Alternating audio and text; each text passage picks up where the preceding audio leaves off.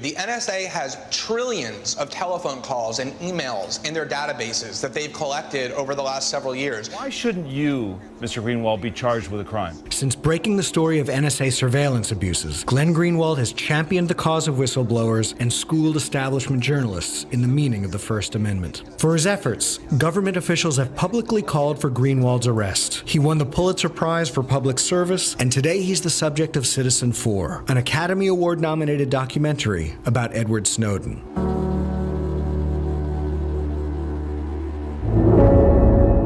So I don't know anything about you. Okay, my name is Edward Snowden. I go by Ed. Edward Joseph Snowden's the full name.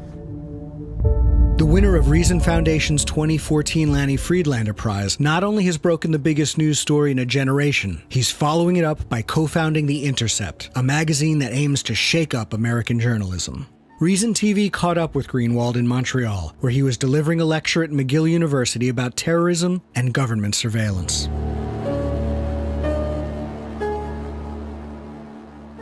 Glenn Greenwald, it is a pleasure to talk to you. Great to talk to you, and thank you so much to Reason for this award too. I'm really honored to receive it. So let's get right into it. I loved your book, No Place to Hide. It reads in many ways like an All of the President's Men for the 21st century, with you and Laura Poitras playing the role of Woodward and Bernstein, and where they differ sort of is what really interests me, even though it's sort of a timeless tale. Right at the end of All the President's Men, you have a president who resigns, you have people who go to jail, you have some measure of accountability. That's the end game, and I don't know if we're quite at the end game here with this scenario, but do you see that ever happening? Do you see some measure of accountability, or today have things changed to such a degree where the government just acts with impunity? I do. Even in Watergate, that took a relatively long time from the original disclosures to the point where Washington, the political class, took it seriously to the point where there was accountability. And in fact, if you look at the first year and a half or 2 years of Watergate reporting, overwhelmingly polling broke down along partisan lines, where Republicans were rather dismissive of the seriousness of what was being reported, and Democrats were sort of trying to exploit it for political gain. And it was only once it kind of reached a tipping point and some prominent Republicans came out and said, this is really wrong, and then the battle over the tapes did it all sort of unfold the way we now remember it, but it took a good while. The nature of politically powerful people is that they have a lot of defenses and a lot of strength by definition, and you don't deflate them or bring them down or hold them accountable easily. It's always a battle. But I do think there have been some very significant changes as a result of the reporting. There hasn't been a lot of legislation passed. In fact, there's been none, at least yet, that has restricted what the NSA can do. But I've never thought that the place to look for restrictions on the power of the U.S. government would be the U.S. government itself, because human beings just generally don't walk around thinking about ways to restrict their own power. I think the much more significant changes are the changes in consciousness that people have, not just about surveillance, but about privacy, the role of government, their relationship to it, the dangers of exercising power in the dark, and the role of journalism as well. And I think there's all kinds of ways that surveillance is now being curbed, from other governments acting in coalition to impede U.S. hegemony over the internet, to technology companies like Facebook and Yahoo and Google, knowing that unless they make a real commitment to protecting their users' privacy, they're going to lose a generation of users to other countries' companies. And then most important of all is the awareness of individuals about the need to protect their own privacy by using things like encryption and other tools of anonymity. And I think these things are a really important form of change and accountability that will come from the reporting. Is time also a factor? Because I know you do mention this in the book. Initially, there's a fear of surveillance, and there's a shock, and then over time, you get used to the cameras being on you. And I know this just as a photojournalist. In the beginning, you put a camera on someone, and they're nervous, they're worried about their appearance, and then after an hour, it's like, oh, it's not even there anymore. Does that dilute the urgency in any way? I think there is definitely an extent to which you can normalize almost every form of abusive behavior on the part of the state. You can pretty much accustom a population to almost anything. There are studies that show that at the end of the Stasi, when the wall in East Germany fell, and even once East Germans became integrated into the West, or at least into Germany, it's a reunified Germany, that behaviorally, it took a long time for East Germans to change from a population under this repressive, tyrannical microscope of surveillance to one that was free, because they had become acculturated to simply accepting the world with those kinds of limitations. But I also think that there is an instinctive drive that human beings have for privacy, for having a place where we can go and think and communicate and act without the judgmental eyes of other people being cast upon us, because we understand reflexively how important that is to be able to dissent and explore who we are. And so I don't ever see a time when people will be satisfied with having no privacy in the digital age. I do want to talk about just whether the NSA blanket surveillance is now, is legally permissible under any possible interpretation of the law, in your opinion? Yeah, I mean, I think it's important to understand when we talk about what's legal is the extent to which our institutions that determine legality have been completely co-opted, either by the other branches of government or just by the kind of post 9/11 fear-mongering and hysteria that has subsumed federal judges as much as they have everybody else, if not more so. Take the Patriot Act, for example. The Patriot Act, Section 215 of the Patriot Act, is the provision that the Justice Department cited to convince the FISA court to allow the NSA to collect all telephone records from Verizon and Sprint and every other major carrier, the metadata of every person with whom every other American is communicating. That was the legal provision that was cited. It was Section 215 of the Patriot Act. If you go back and look at the debate that took place over the Patriot Act, and there was a debate over the Patriot Act, even in the wake of 9/11, there were lots of people standing up and saying, this is really alarming, this is going to vest extremist surveillance power in the government. Nobody thought, neither the proponents of the Patriot Act who wrote it, like Jim Sensenbrenner, who were devoted to extremist power in the wake of 9/11, nor the critics of the Patriot Act who were motivated to depict as extremist of a picture of the legislation as they could. Nobody remotely dreamed that law could ever be cited to justify mass indiscriminate surveillance on Americans. All it did was lower the standard so that you no longer needed probable cause, but a much lower level of proof of suspicion, reasonable suspicion, to target somebody for surveillance. And yet a FISA court ended up accepting this rendition of the Patriot Act in secret that nobody thinks that it plausibly permits. And so that's really become the problem, is the law almost is irrelevant. It gets twisted and distorted by the very institutions that are supposed to safeguard it to justify almost anything the government wants to do. It sounds like a very similar situation to how torture and waterboarding was permitted, right? Right. I mean, the law is, in its most idealized form, it's this consistent, objective, concrete, identifiable set of rules and principles that constrict people's behavior. But in reality, the laws, like everything else, is an instrument that those who wield the greatest power can use to maximize their power and to shield themselves from challenge and protection. And you're exactly right. Nobody thought waterboarding and these other techniques were anything but illegal criminal torture. In fact, the U.S. government has prosecuted people for using them exactly on that theory, but legal memos got written. Courts have, if not accepted them, accepted the fact that their existence justified the decisions, and so they just become legal by sort of fiat power. And that's why, although when I began writing about politics as a journalist, I focused a lot on legal questions, I almost never focus on them now because they're really not relevant to the struggle for power or popular opinion. I'd like to talk a little bit about the Intercept. Can you explain just what is the Intercept, first of all, and what is it going to provide? What is it going to provide to the public that isn't already out there in this diverse world of media in which we live?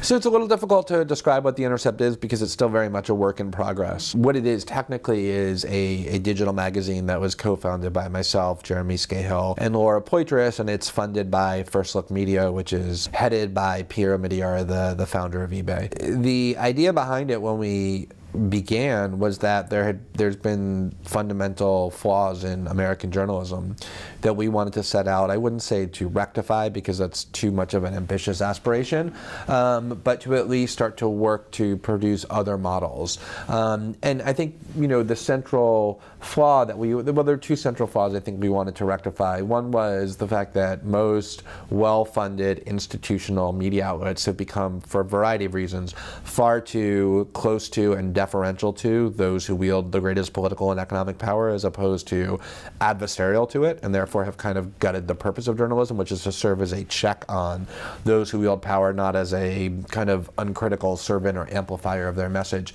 And then the second flaw that we wanted to rectify was the kind of lack of vibrancy and independence in how journalists are allowed to report and opine and talk about the world. There's kind of become this very soul-draining, soulless voice that journalists are expected to adopt. It's sort of one of contrived neutrality or objectivity that prevents them from really having any passion or spirit behind their journalism. And we really wanted to reanimate the idea of what journalism was supposed to be, which is not this kind of cloistered profession that follows all these archaic unwritten rules that really just kind of neuters it, but instead was about crusading for some kind of outcome or against a particular injustice, and that means letting journalists be free to pursue their own voice and not try and homogenize them or neuter them. I followed your debate with Bill Keller. Right. I thought that was terrific, by the way. You're both really on opposite sides of that coin. But what I didn't maybe gather entirely from that, this idea of what's the future of journalism. Is it objective, old, or not so old as you pointed out, but this sort of established standard of objective news, or intensely subjective and more adversarial. Is there room for both? There's a couple of new media outlets that are making really ambitious claims about reinventing journalism in whatever the image is that they want to do. And we've tried really hard to avoid that. We're not trying to reinvent journalism. We don't think we have the model of how journalism should be practiced. We have a model of journalism that we think has been woefully lacking. And if there are media outlets that want to do different things, I think there's definitely other ways to do journalism besides we do them that contribute value. But I do think that the prevailing model is actually quite destructive, in part because it's fraudulent. This idea that the New York Times or the Washington Post talks about the world and reports on the world without biases or subjectivity or opinions. As human beings, I just think we perceive the world through a subjective prism. We're not capable of the kind of objectivity to which these media outlets claim they're capable of, and I think it's much more honest to simply be candid about the subjective assumptions that you're embracing, rather than to pretend that you're something that you're not. But more to the point, I think that kind of pseudo-objective journalism renders it, it neuters it. It means that if you can't really ever be perceived as taking a strong position, because that somehow compromises your objectivity, it means that you basically are toothless, that you no longer have the ability to check those who are in power, or to call out their lies when they're lying, or to be aggressive in telling the truth. And I think that's a big part of why journalism has been failing. And is that really at heart the promise of new media today? That it can engage in different ways of looking at things and with a multitude of different voices? Yeah, I mean, diversity of voices is probably the most important part of how the internet has affected journalism, because it really is true. It's an amazingly rapid and fundamental change in how information and news gets delivered to people. I mean, 10 years ago, if you wanted to find a large platform where you could reach large numbers of people, you pretty much had to go to work for one of these large institutions and subject yourself to all of their really constrictive rules for how journalism is supposed to be done.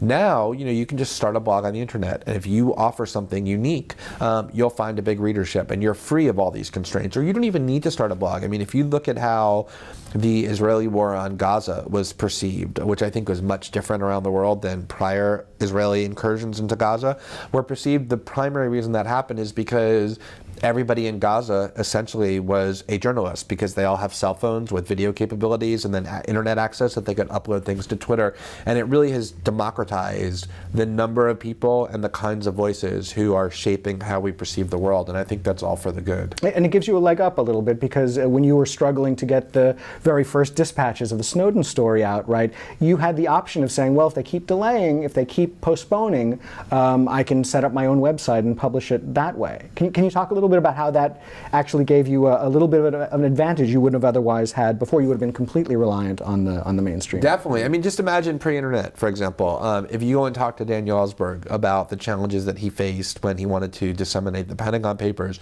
the first challenge that he faced was simply a logistical one of how do you make a Xerox copy of 7,000 top secret pages without detection. Like, do you go into a drugstore or a library with a stack of dimes and, start copying the Pentagon Papers? But then more so, there were very few media outlets capable of publishing it and disseminating it in any way that would make an impact. I mean, there were a small handful of them, and most of them were afraid and had all kinds of restrictions. And the New York Times finally undertook the fight, but if they hadn't, he might have been prevented from having that heard in any meaningful way. And the internet has completely obliterated that monopoly that these small number of large corporations, media companies, have on our discourse. And you're absolutely right. I mean, when this is the first story that I really did at The Guardian where I had to work directly with their editors, because my arrangement with every publication where I had written both my own blog and Salon prior to that in The Guardian was that I just write what I want to write. I upload it directly to the internet, and no editor reviews it, let alone changes it. But obviously, with a story of this magnitude, with the legal liability and the journalistic challenges, I had to work with The Guardian, and I was a little bit, there was no basis of trust because we hadn't worked together on any kind of a story. And so any sign at all from them that they weren't going to be as aggressive as I wanted to be in publishing this did make me start considering other alternatives. And the fact that I did have other alternatives, that I could have just published it all on my own site and made as big of an impact, or at least certainly close to it, gave me a lot of leverage to be able to negotiate with them and reach an agreement about how the reporting should be done. Yeah, that was an amazing part of the story, where literally we're talking about minutes before this self-imposed deadline you gave The Guardian, right? Right. I mean, a big part of it was we had just seen this 29-year-old kid who grew up with grew up in a totally ordinary way with no background of power or position or prestige, undertake this extraordinarily brave act, knowing that he was sacrificing his life to do it. And so I wanted to make sure that the reporting that was done on the materials he had furnished was done within the same ethos of boldness and fearlessness and courage. And I was worried that The Guardian institutionally would be resistant to that. And ultimately they weren't. That courage not only was contagious and infused me and Laura and the other people with whom we were directly working with The Guardian as well, but I think a big part of it was the fact that you no longer need these big institutions, and they know that, and so they've become much more flexible in what they're willing to do. Say The Intercept were to become very successful. What is to prevent it from sort of falling into that trap and becoming the same old sort of establishment publication that you criticize, say, the Washington Post for being at many times? Remember, you're going to have to break big stories and to keep alive, right? You're going to have to hire risk-averse lawyers, right? You're going to have a hierarchy of editors and people who take orders from other people and who are responsible for different parts of the operation. This is just part of, isn't that just part of having a news operation? Yeah, I mean, the danger is definitely there, but because this kind of journalistic ethos is not just something that we kind of is on our checklist of things we hope to achieve, but is central to everything that all of us who began The Intercept believe in at our core. Structuring our organization to avoid those dangers has been by far the first and overarching priority. So when we went to hire lawyers, we purposely went and hired lawyers who would be risk-seeking and not risk-averse.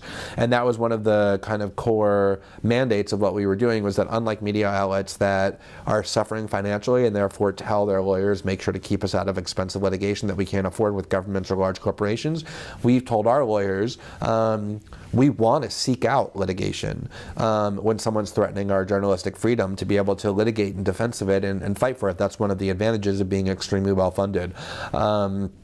or hierarchically in how we structure ourselves. We don't want to impose in this top-down way editors who are now the bosses of journalists, who these journalists have to kind of get around or convince to allow them to publish. The journalists went and hired the editors with whom they're working, and they work very collaboratively, and there is no kind of strict hierarchical or rigid sequence where nothing can get published unless an editor says, yes, you can publish this. And so that danger does exist. But we're trying to construct everything so that it's infused with this spirit of fearless independent journalism so that we don't become the Washington Post. Interesting. I mean, culture goes a long way, institutional culture, right? I mean, sure. At Reason, I feel like there's a similar kind of culture, actually, where there's a general tone, but where each one of us is given a tremendous amount of leeway to shape stories the way we and there's want. writers at the Reason who I think agree with each other a lot, but also disagree with each other quite a lot. And there's writers who have very distinctive voices, but there seems to be this kind of spirit that you want people who are sort of idiosyncratic and independent and have strong voices. And I do think that's an important part of keeping journalism not just relevant, but interesting. And sort of the funding, too, the economic side of journalism is really changing. And what's interesting is you're not following the old models. They're, in a way, following you, right? I mean, if you look at the Washington Post, which you talk about a lot in the book, they're actually following the Intercept model now, right? A billionaire comes over and takes over the joint and starts hiring unusual, different voices that were never part of the mainstream before and giving them a bigger platform than ever before. Yeah, I mean, I'm not one who thinks that finding billionaires is certainly not the only model to save journalism, and it's not necessarily a very desirable one, because there are dangers to having one person with huge economic power being the primary, if not sole owner and funder of a news organization. The temptation to influence it is always going to be very potent. And even if it's not overt, it can be a chilling kind of effect where the people at these or institutions know what the funder and owner want and believe, and kind of just subconsciously avoid doing things that might alienate him. And so the only reason why we were willing to do it is because we became very convinced that the particular billionaire who happens to be funding our news organization is really committed to the idea of journalistic independence. He could have bought the Washington Post if he had wanted to, and purposely didn't, because he didn't want to kind of inherit one of these legacy media outlets. He wanted to do something different. And B, he's also extremely well aware that the minute he tried to interfere in any remote way with what we were doing would be the very minute that all of us would leave, and the whole thing would just not exist anymore.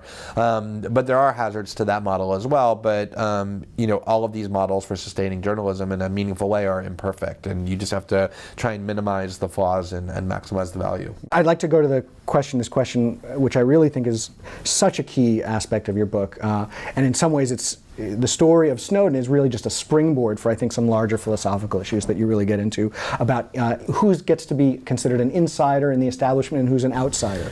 I think that this dynamic is, I wouldn't necessarily say universal, because that's probably too great of a claim, but it's extremely common across cultures and eras. The idea that orthodoxies are maintained by imposing punishment for those who defy them. I think it's always the case, or most often the case, that that the path of least resistance is to embrace and act in accordance with societal convention. And there are generally punishments for deviating from that convention. And so a big part of it is just simply that normal human dynamic, that people who wield power have an interest in having the status quo or the prevailing order maintained. And one important way of doing that is to ensure that there are penalties for those who challenge it. And I do think one important penalty that gets imposed on those who challenge it is the idea of societal scorn or shame, that you will be depicted in the terms that you've described as crazy or unstable, or, I mean, as I said, you can find Soviet and Chinese dissidents who were put into mental hospitals rather than prisons on the ground that they were crazy for challenging the prevailing order.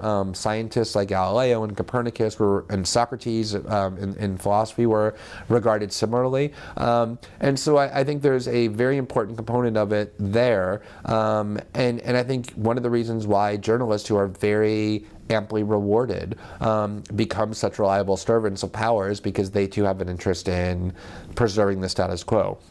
But this concept of craziness is remarkable. There was actually a fantastic article written in 2010 in Newsweek by Connor Friedersdorf, the now writer at Newsweek, when, I forget exactly the context, but either Rand Paul or Ron Paul, I believe it was Rand Paul, had made a few statements and got vilified for being crazy. And or the craziest person in Washington. And Connor wrote an article saying you can think some of those views are crazy, and they certainly don't have very much support, so they're probably by definition on the fringe.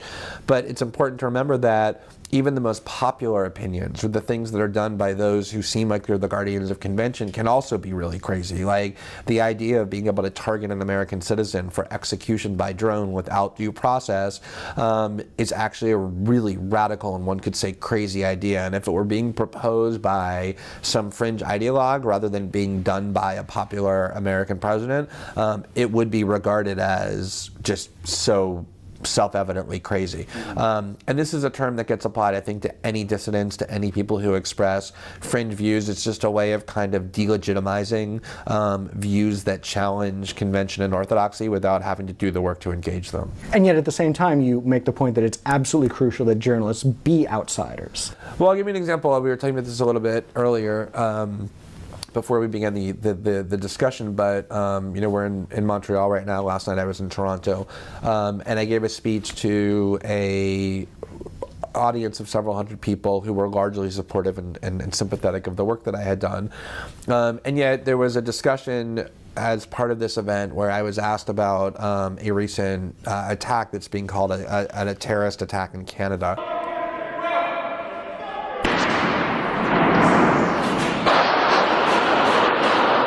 But this week's events are a grim reminder that Canada is not immune to the types of terrorist attacks we have seen elsewhere around the world. And I made some points about the role that Canada had played in potentially provoking these kind of attacks, the causal relationship between Canadian foreign policy on the one hand and the desire of Muslims to bring violence to Canada on the other. And I could tell it made the audience extremely uncomfortable, notwithstanding the fact that they were there largely to support what I was doing and probably agreed with me on most things. And I remember I had mentioned that I had intended to write about it that day, but didn't have time, but I was going to write about it for sure the next day, which is today.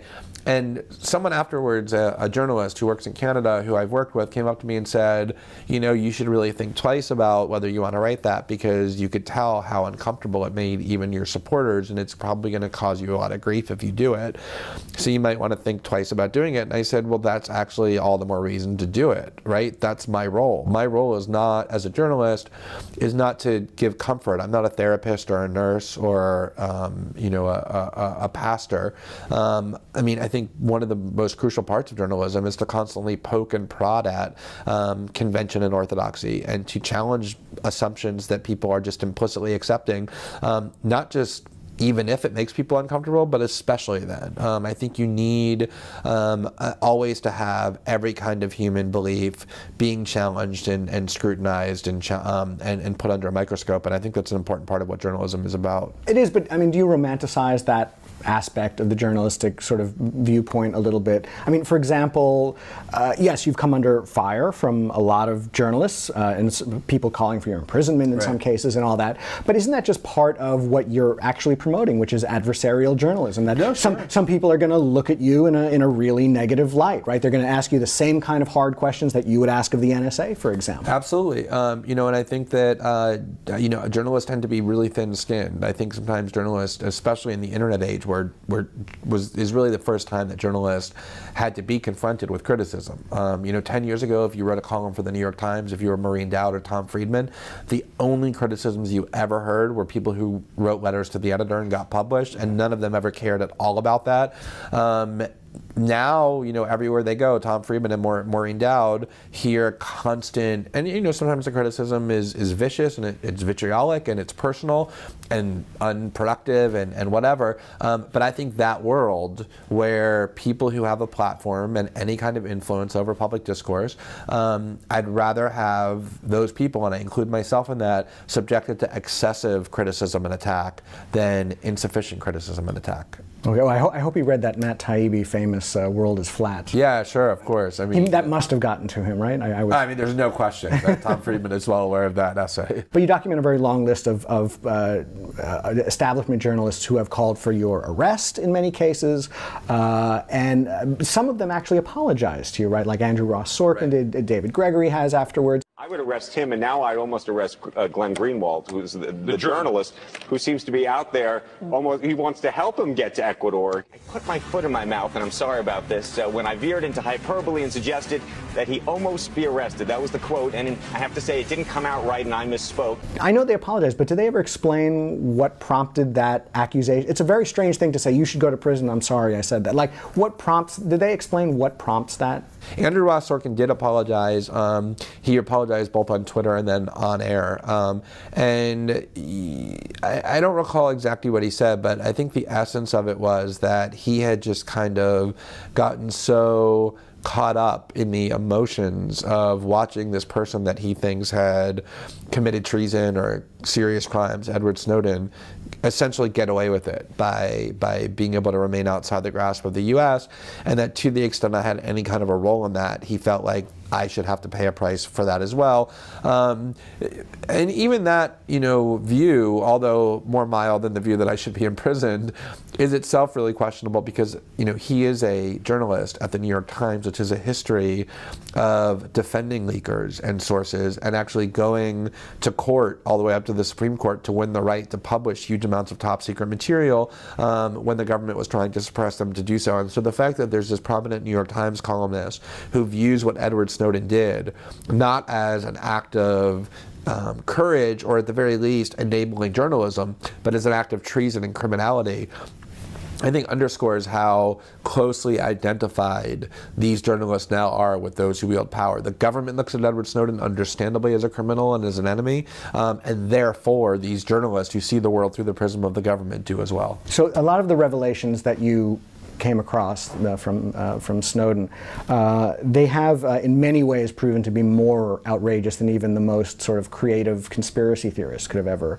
imagined. And you even write about how shocked you were personally. And I'm wondering, did that have an impact on how, or even whether you view our government in general as a force for good? Did it make you more skeptical about it? Definitely. I don't see how it can not do that.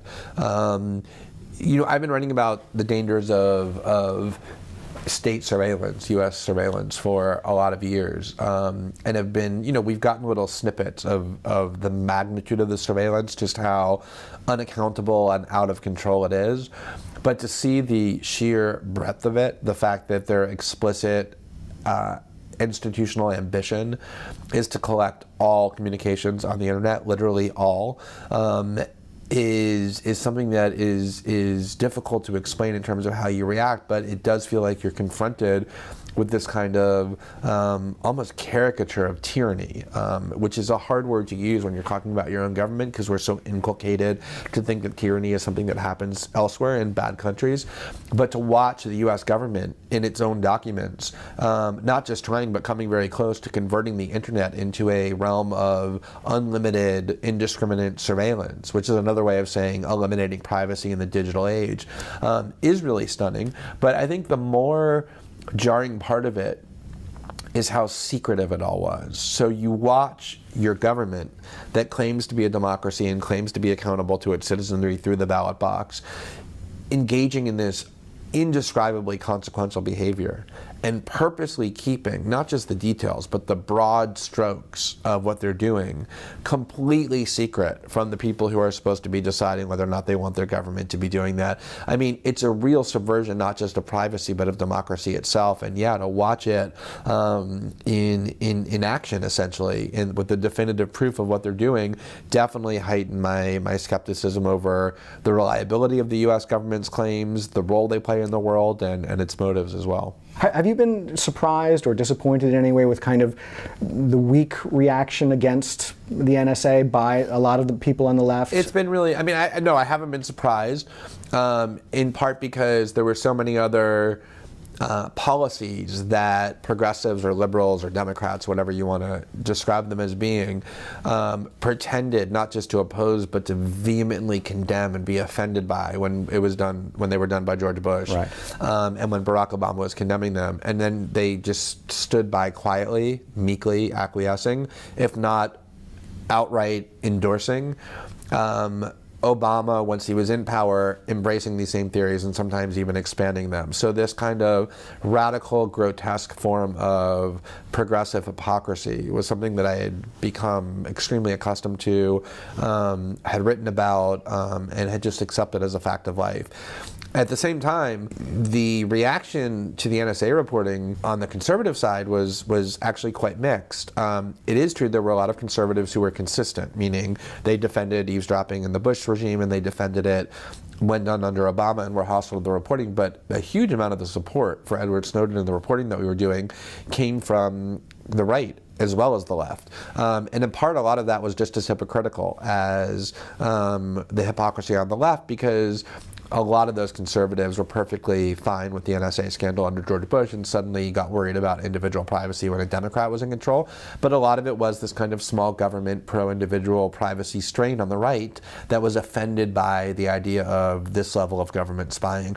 And it was really interesting because it didn't break down at all along partisan or ideological lines. And in fact, if you look at the first NSA vote to defund the bulk metadata collection program, the two sponsors were John Conyers and Justin Amash. You can't find more disparate members of Congress than those two, and the people that lined up behind them to do that were across the range of the political spectrum. Ultimately, the big breakdown was more along demographic lines, where young people tend to support Snowden and to be really offended and alarmed by this kind of surveillance, while older people were more tolerant of it. But the behavior of Democrats was completely predictable. They pretended to be hideously bothered by a much smaller scale amount of eavesdropping revealed under George Bush, and then completely supportive of what was done under President Obama. Maybe you can help me clarify. I just want to quote you to you for a second.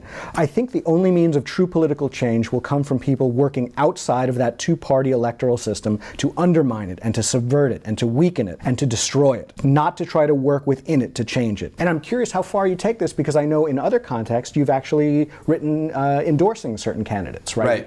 Certain candidates who are either against NSA spying or in some cases against the war on drugs even. Right.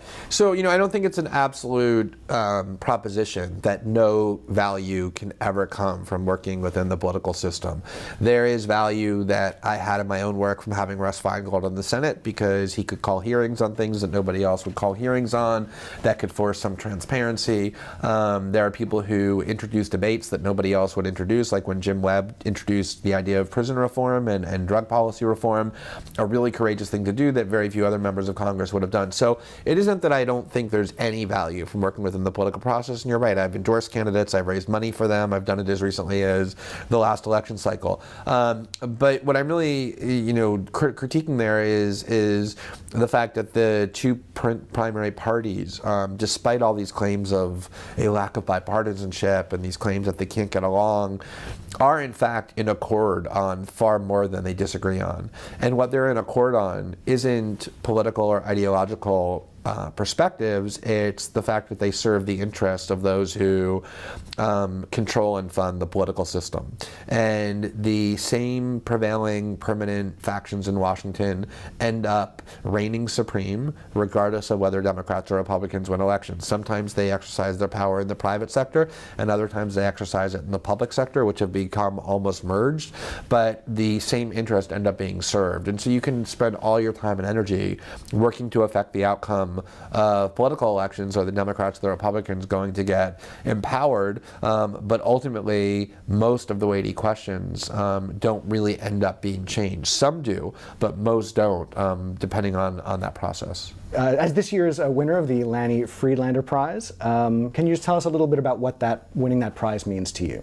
You know, I'm thrilled to win the award for a couple of reasons. One is almost instantly from the beginning of the time that I started writing about politics, it was clear to me that there are people on opposite sides of the political spectrum who are encouraged to view each other as implacable enemies who actually have far more in common with one another than they do often with the people who they think they're on the same side as. And so having this kind of coalition of people, it sort of began being conceived as a coalition of liberals and libertarians, but I think my views on that have become more complicated about what this coalition is and who's involved in it. I try really hard never to be pigeonholable, ideologically or otherwise, because I want to make sure that I can work with people with whom I'm in agreement on a whole wider range of issues. And I've done things in the past with Reason and have had a lot of agreement with the policies and editorial positions of Reason, so I'm thrilled to get recognition for that reason. But also I think that the much more relevant split politically is no longer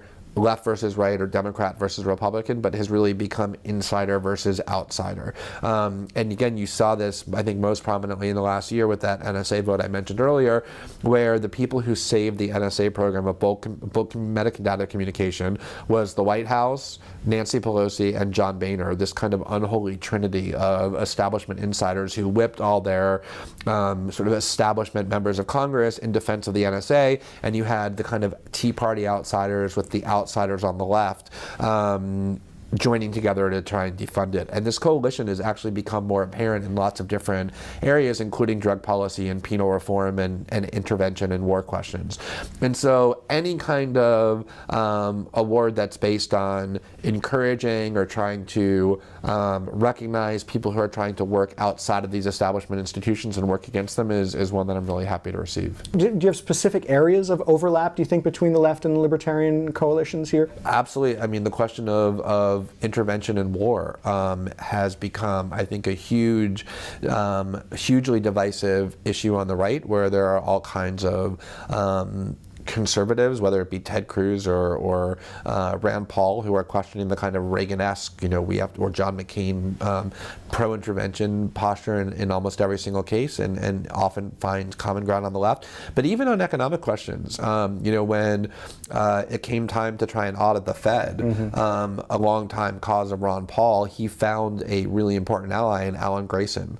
And it was only because they were able to then tap into liberals and libertarians were they able to get a bill passed. And the whole question of, even if you look at the two kind of outside agitation movements of the last 5 years, which was Occupy Wall Street and the Tea Party movement, perceived as polar opposites, they were both actually born out of anger over the bailout.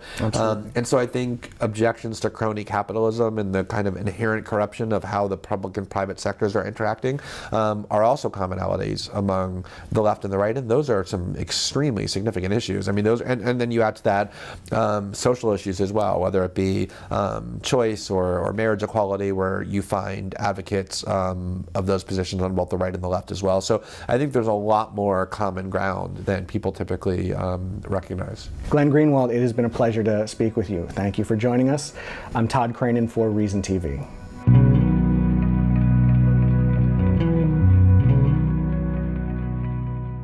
Powerful people is that they have a lot of defenses and a lot of strength by definition, and you don't deflate them or bring them down or hold them accountable easily. It's always a battle.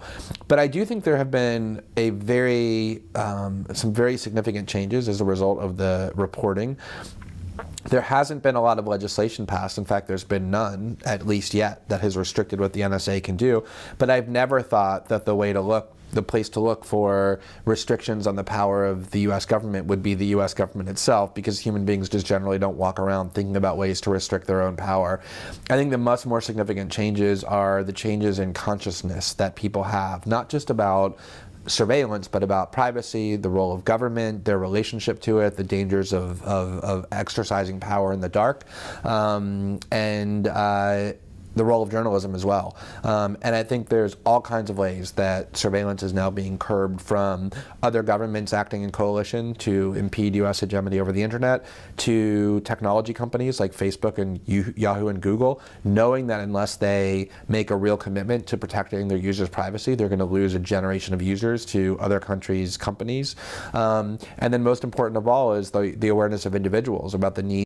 The NSA has trillions of telephone calls and emails in their databases that they've collected over the last several years. Why shouldn't you, Mr. Greenwald, be charged with a crime? Since breaking the story of NSA surveillance abuses, Glenn Greenwald has championed the cause of whistleblowers and schooled establishment journalists in the meaning of the First Amendment. For his efforts, government officials have publicly called for Greenwald's arrest. He won the Pulitzer Prize for Public Service, and today he's the subject of Citizen 4, an Academy Award-nominated documentary about Edward Snowden.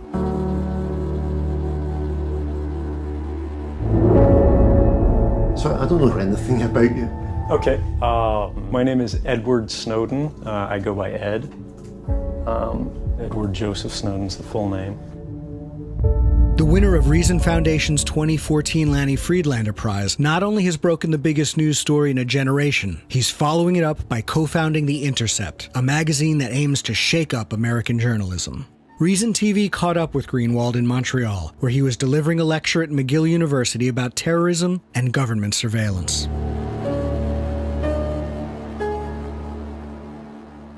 Glenn Greenwald, it is a pleasure to talk to you. Great to talk to you, and thank you so much to Reason for this award too. I'm really honored to receive it. So let's get right. An instinctive drive that human beings have for privacy, for having a place where we can go and think and communicate and act without the judgmental eyes of other people being cast upon us, because we understand reflexively how important that is to be able to dissent and explore who we are. And so I don't ever see a time when people will be satisfied with having no privacy in the digital age. I do want to talk about just whether the NSA blanket surveillance is now, is legally permissible under any possible interpretation of the law, in your opinion? Yeah, I mean, I think it's important to understand when we talk about what's legal is the extent to which our institutions that determine legality have been completely co-opted, either by the other branches of government or just by the kind of post-9/11 fear-mongering and hysteria that has subsumed federal judges as much as they have everybody else, if not more so. Take the Patriot Act, for example. The Patriot Act, Section 215 of the Patriot Act, is the provision that the Justice Department cited to convince the FISA court to allow the NSA to collect all telephone records from Verizon and Sprint and every other major carrier, the metadata of every person with whom every other American is communicating. That was the legal provision that was cited. It was Section 215 of the Patriot Act, to protect their own privacy by using things like encryption and other tools of anonymity. And I think these things are a really important form of change and accountability that will come from the reporting. Is time also a factor? Because I know you do mention this in the book. Initially, there's a fear of surveillance, and there's a shock, and then over time, you get used to the cameras being on you. And I know this just as a photojournalist. In the beginning, you put a camera on someone, and they're nervous, they're worried about their appearance, and then after an hour, it's like, oh, it's not even there anymore. Does that dilute the urgency in any way? I think there is definitely an extent to which you can normalize almost every form of abusive behavior on the part of the state. You can pretty much accustom a population to almost anything. There are studies that show that at the end of the Stasi, when the wall in East Germany fell, and even once East Germans became integrated into the West, or at least into Germany, it's a reunified Germany, that behaviorally, it took a long time for East Germans to change from a population under this repressive, tyrannical microscope of surveillance to one that was free, because they had become acculturated to simply accepting the world with those kinds of limitations. But I also think that there is... Right into it, I loved your book, No Place to Hide. It reads in many ways like an All of the President's Men for the 21st century, with you and Laura Poitras playing the role of Woodward and Bernstein, and where they differ sort of is what really interests me, even though it's sort of a timeless tale. Right at the end of All the President's Men, you have a president who resigns, you have people who go to jail, you have some measure of accountability. That's the end game, and I don't know if we're quite at the end game here with this scenario. But do you see that ever happening? Do you see some measure of accountability, or today have things changed to such a degree where the government just acts with impunity? I do. You know, I mean, even in Watergate, that took a relatively long time from the original disclosures to the point where Washington, the political class, took it seriously to the point where there was accountability. And in fact, if you look at the first year and a half or 2 years of Watergate reporting, overwhelmingly polling broke down along partisan lines, where Republicans were rather dismissive of the seriousness of what was being reported, and Democrats were sort of trying to exploit it for political gain. And it was only once it kind of reached a tipping point and some prominent Republicans came out and said, this is really wrong, and then the battle over the tapes did it all sort of unfold the way we now remember it. But it took a good while. The nature of politically